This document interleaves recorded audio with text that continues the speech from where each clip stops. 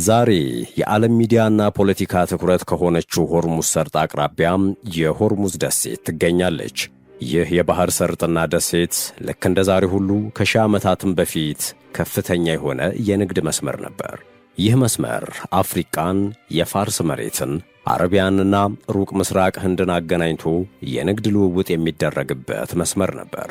በዚህም ምክንያት ከቅርብም ከሩቅም የተለያዩ ህዝቦች ወደዚህ የንግድ መስመር ይመጡ ነበር።